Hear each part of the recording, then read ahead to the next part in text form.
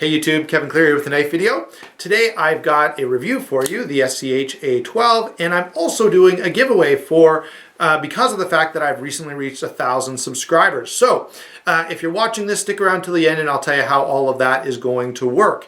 In the meantime, let's get to the knife that I want to share with you today. This is a new for 2016 Schrade, the scha12, and it's got a couple of cool features that made me interested in it. And so really this was a purchase based on interest. I really wanted to check this out, okay? And overall, I've been quite happy with this knife. But it has two things happening here. One, it has the magic assist that Schrade has on a few of their blades now.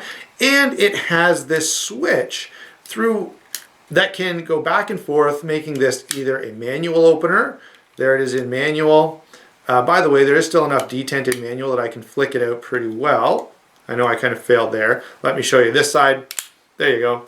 But if you push this down, and now it's assisted opening. So pretty cool knife. Kind of, yeah, I know that's kind of a novelty, but I was curious to see how did these new innovations function, and you know, some of them have been around for a while. So anyway, I picked this up and I've actually been really impressed with it. Okay, it works the way it should. It works over prolonged periods of time the way it should. And so I think Schrade has kind of got a real winner here. Now you may not like this particular pattern. You know, I said it's in gray and black, and so you may prefer the black one, or you may prefer some other model. There are a few variations, or there are a few different appearances. You know, the design and construction is similar, but the handle or blade shape might be a little bit more preferable to you. This one was the one that I wanted to pick up. So let's go ahead and get into our usual discussion, starting with size and weight. Okay, the size on this is 8 1/8 inches overall, so pretty well right around the ballpark we like to see a knife in for EDC. The blade on this is 3 7/16, so it's like just right there, so close to 3.5 inches that for me it was okay. If you watch my channel a lot, you know I like to see a 3.5 inch blade, and this one, you know, that 1/16 of an inch was not going to be a deal breaker for me. The handle on this is 4 5/8 inches long. Okay, and the weight is 5.4 ounces, which is a little hefty for what it is. There's no milling or anything in these scales, and it is a full backspacer, so all of that stuff is going to add a little bit of weight to the knife. Okay, now I will say this, that's not completely outlandish. There are other knives in this size and this type of construction that weigh in at a similar amount. Okay, so it's not like I'm saying this is overly heavy for what it is. And really, to me, anything, you know, that 5-ounce range is a pretty comfortable carry range as far as I'm concerned. Now, let's do a couple comparisons, because I will say this as a challenge, and I think this is going to be a challenge for pretty well any knife company, but in this segment of the marketplace, the, you know, around $30 assisted opening folder, there's a lot out there. Okay, so it's really, really hard, because there are super popular knives like the Spyderco Tenacious, like the Rat Model 1 that Schrade has to kind of deal with and compete against.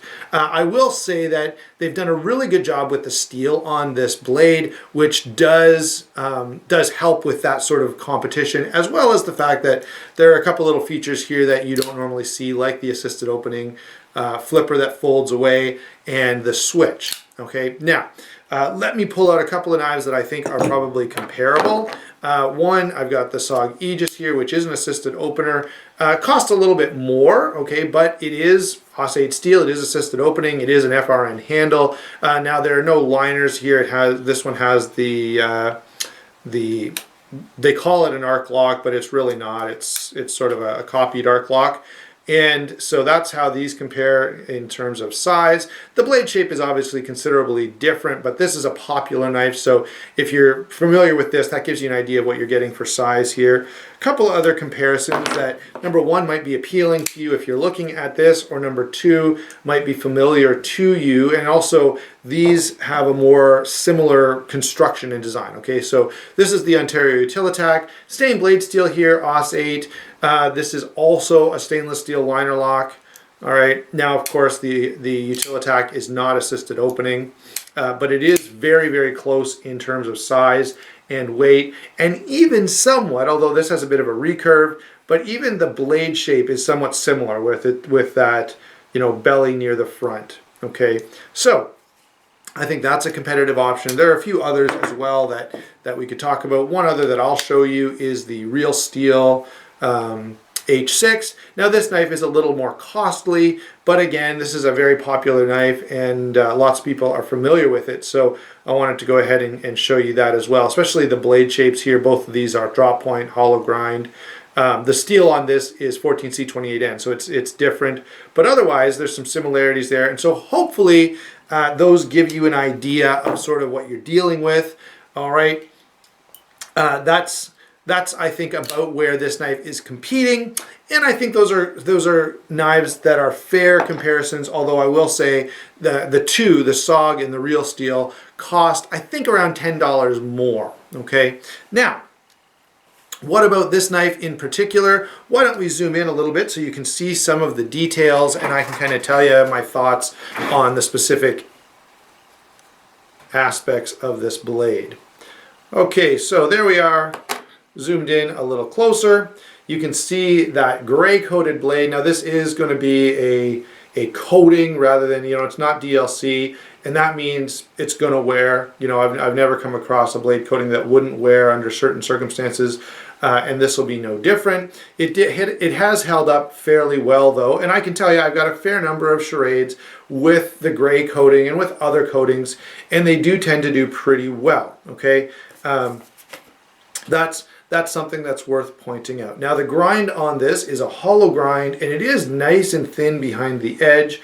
You've got this top swedge as well, and one of the things I like, and I've complained about this on other knives, is when they take this swedge all the way back, it means that I can't really get my thumb up here on top of the blade. So the fact that they end the swedge here, leaving me room to get my thumb up here for some fine cutting tasks, is helpful to me. All right.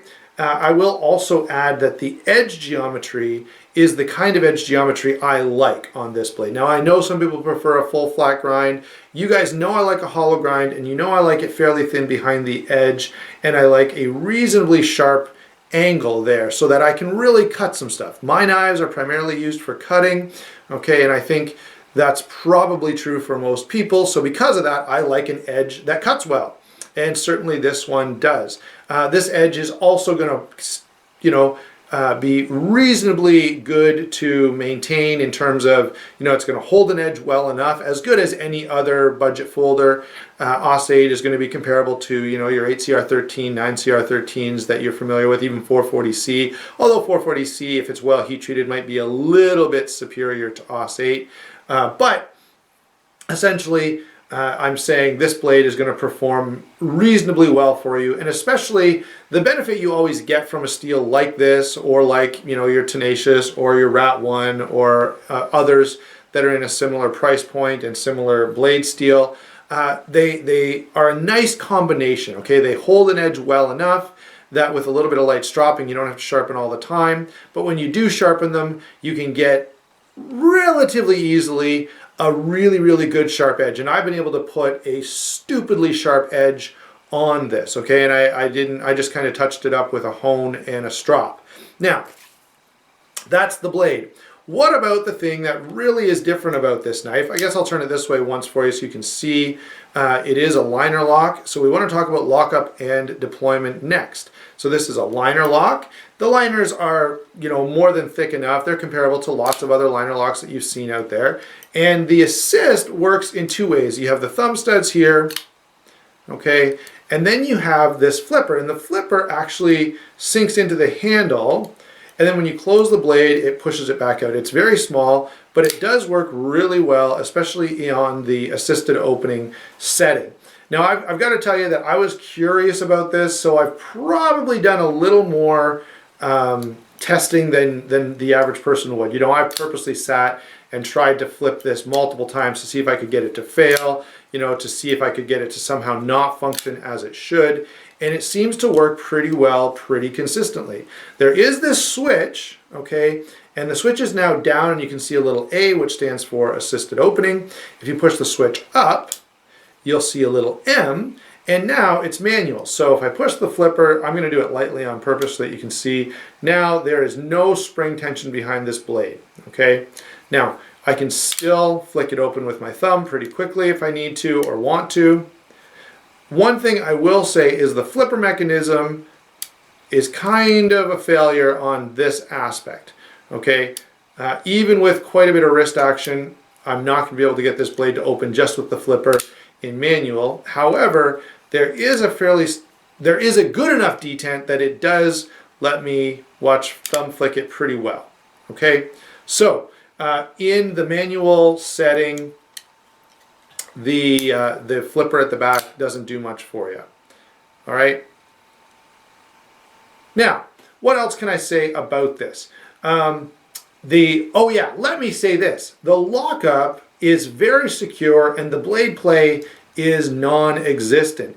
And to me, that's kind of important, especially, you get a knife at this price point, you get a knife where there's some other things happening with the lock, and we've all heard it said on YouTube thousands of times, and I refuse to believe it. A lot of times people will say, well, with assisted opening knives, there's usually some side-to-side play. Number one, I don't buy that. I don't think it's necessary, and this knife doesn't have it. Now, this is a fairly budget-friendly knife, okay? I think you can pick these up for around $30. Now, guess what? At $30, Schrade is able to make a knife with no blade play. Why then are there, $50, $60, $70 knives out there that do have blade play that are assisted opening? I don't think that whole, well, if it's assisted opening, you're gonna have some blade play. I don't think that's an excuse, and I don't accept it. And I think this knife goes toward my overall discussion of that lots of you are familiar with. All right, so good solid lockup. All of the features work just as they should. And as I said, I have tried to get this to not work properly and not been able to do that. Now, it is a little stiff, okay? This switch, when you're switching it back and forth, notice that it's taking me a little bit of effort to do that. It doesn't just switch really, really easily. However, once you get it done, it does reliably work the way it's supposed to. The other feature that I think is cool is the way the flipper kind of sinks into the handle here. And the flipper is essentially just a little, let me show you here. You can see it coming up there. There it is. Is essentially just a little piece that extends out the back, and then it touches the inside of the blade, but inside the handle where you can't see, so that when you push on it, you're pushing directly on the blade, and now the knife deploys. All right, so lockup and deployment, no issues at all with that. In fact, it's pretty cool what they've done. And with a design like this, you almost kind of expect that there might be some issues, but there haven't been any that I have experienced. Now, let me back out a little bit. Okay, there we go. And let's talk about the handle, the last thing. Now, the handle on this has this kind of stone texture pattern, kind of organic looking. It's rather attractive. It is plasticky feeling, okay? It feels more like a plastic than, let's say, if you have a Rat 1 or an Ontario Utilitac, the FRN here, feels a little different than just a piece of plastic. This one does feel a little plasticky. There are a lot of knives that are like that, okay? So that would be a detraction as far as I'm concerned. I would like to see this be G10 or FRN or something that, or even, this likely is some kind of reinforced plastic, but do some kind of texturing on here that doesn't make it feel plasticky, okay? The retention in hand is very good, and the comfort is very good as well. The pocket clip does not kind of interfere or create a hot spot or anything like that, and as far as I'm concerned, that's a win, okay? Now, there is sort of this shape on the back that implies that maybe this could be used to break a window or something. And I mean, anything that's hard you could use that way, but there's not any kind of special material added here or extension here, okay? It just kind of has that triangle shape.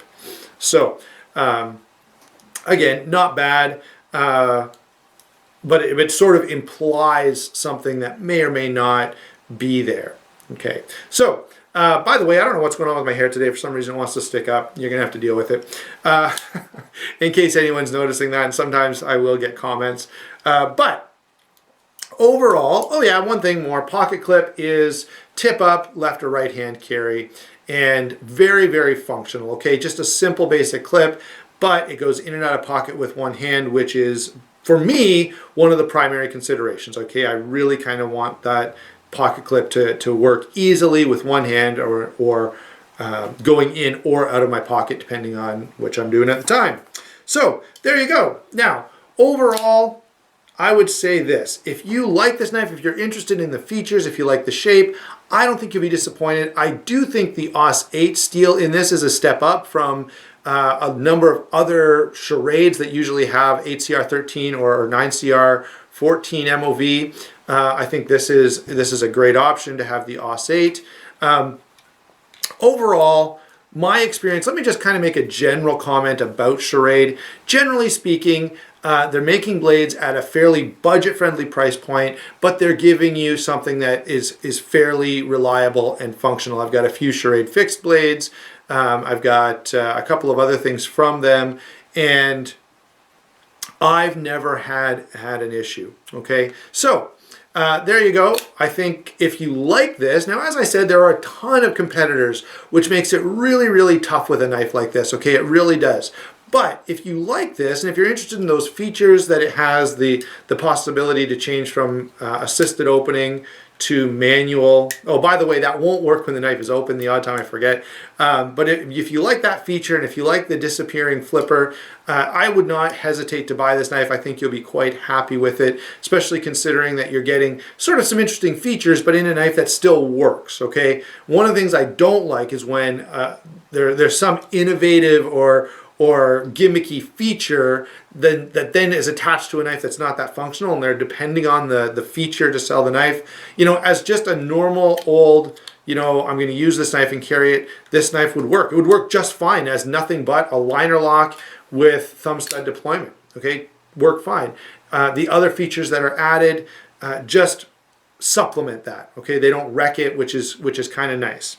So there you go, guys. That's my take on the Schrade SCH-A12. Now, let's get to the giveaway, okay? That's what you're all waiting for, and you sat here for 17 minutes. I am going to give this knife away, as well as one other, okay? So the way it's going to work is if you've watched this video, you comment on the video, and I'm just going to grab one of those websites that will randomly select a comment out of the comments. And if your comment is on this video and you're a subscriber, okay, so when the comment is selected, if it selects someone that's not subscribed, I'm just going to cross it off and go again, okay? So if you're a subscriber and your name is selected, you will get this knife, and I'll just send it out to you, okay? I'm going to do it, that'll be number one. Number two, okay, I'm going to run it one more time after that, and on the second time, if you're selected, I'm going to send you out this CRKT Minimalist. It's the Wharncliffe Minimalist, and if you've seen my review of this, you know it's a pretty cool little knife, very popular neck knife, but I will say, and you guys know this, I just don't find neck knives very appealing, so that one's going to go as well in this giveaway. So there are two knives up for grabs, the Schrade SCH A12, which I think is pretty cool, and then the CRKT Minimalist. So there you go, guys. Go ahead and comment on this video below for your chance to get one of these knives, and make sure you're subscribed to the channel, because if your name gets generated and you're not subscribed, I'm just going to move on to the next person who is subscribed. So only open to subscribers. There you go, guys. Enjoy the video, and we will talk to you soon.